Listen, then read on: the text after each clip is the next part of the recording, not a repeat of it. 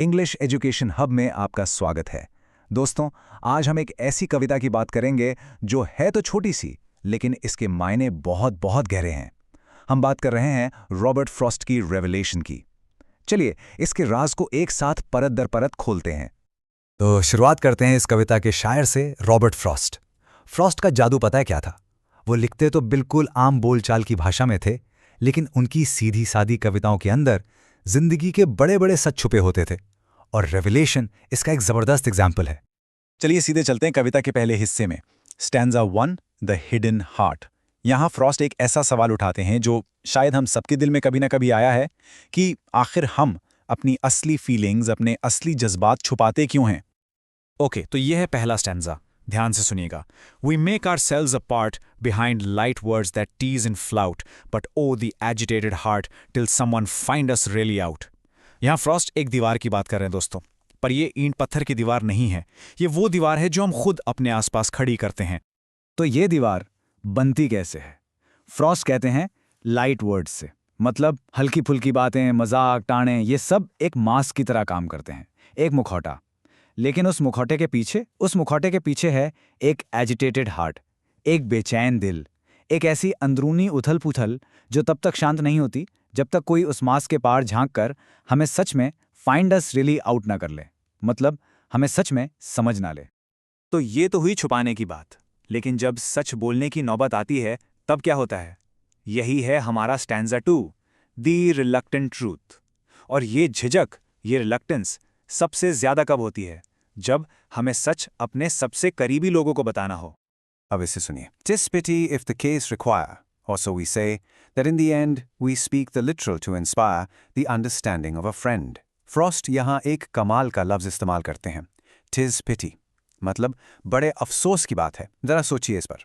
हम सच बोलने को एक जरूरी चीज नहीं, बल्कि एक मजबूरी, एक अफसोस की बात क्यों समझते हैं? क्योंकि हमें डर लगता है अपने आप को खुलकर सामने रखने से, अपनी वल्नरेबिलिटी से। इसका मतलब साफ है, हम सच्चाई को एक आखिरी हथियार की तरह देखते हैं, अ लास्ट रिजॉर्ट। जब सारे रास्ते बंद हो जाते हैं तब हम लिटरल ट्रूथ यानी सीधा सीधा सच बोलते हैं। और सबसे बड़ी आयरनी, सबसे बड़ी विडंबना क्या है यहाँ? ये सब हम किसके सामने कर रहे हैं? एक फ्रेंड के सामने। वही इंसान जिसके सामने हमें सबसे ज्यादा बेपर्दा, सबसे ज्यादा खुला होना चाहिए। तो देखिए, यहाँ दो अलग अलग दुनियाएं बन गई हैं। एक है हमारा फसाड, वो चेहरा जो हम दुनिया को दिखाते हैं, जिसमें लाइट वर्ड्स हैं, हंसी मजाक है। और दूसरी है रियलिटी, हमारी अंदर की असलियत, एक एजिटेटेड हार्ट, एक बेचैन दिल और समझे जाने की एक गहरी ज़रूरत। यही वो इंटरनल कॉन्फ्लिक्ट है, वो अंदरूनी कश्मकश है जिसे फ्रॉस्ट यहाँ हाईलाइट कर रहे हैं। तो अब सवाल ये उठता है कि ये जो छिपने और जाहिर होने का खेल है, ये सिर्फ इंसानों तक ही महदूद है, या फिर ये पूरे यूनिवर्स का, पूरे अस्तित्व का एक यूनिवर्सल लॉ है? यही सवाल हमें ले जाता है इस कविता के सबसे पावरफुल हिस्से की तरफ। तो अब हम पहुंच गए हैं कविता के क्लाइमैक्स पर, stanza 3, the universal law.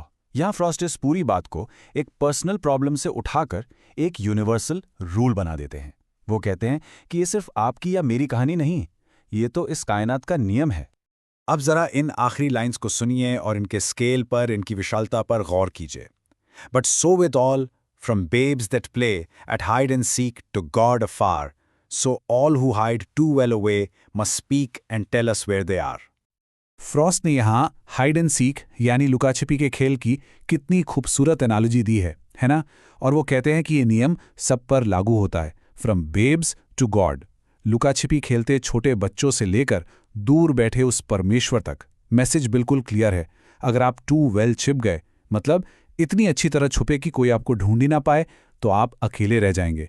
Connection बनाने के लिए, जुड़ने के लिए आपको बोलना ही पड़ेगा, आपको आवाज़ देनी ही पड़ेगी, मैं यहाँ हूँ।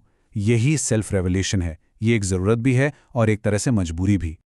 तो हमने इस कविता में एक सफ़र तय किया, एक इंसान के पर्सनल कॉन्फ्लिक्ट से शुरू करके हम एक यूनिवर्सल सच तक पहुंचे। तो चलिए अब इस कविता के कोर मैसेज को, इसके सार को बिल्कुल साफ साफ समझते हैं। कविता का जो टाइटल है रेवलेशन, वही इसका पूरा सार है। रेवलेशन का मतलब है प्रकट करना, जाहिर करना, अपने आप को सामने लाना। यही वो ज़रूरी काम है जो हमें अकेलेपन से निकालकर सच्चे कनेक्शन और अंडरस्टैंडिंग तक ले जाता है।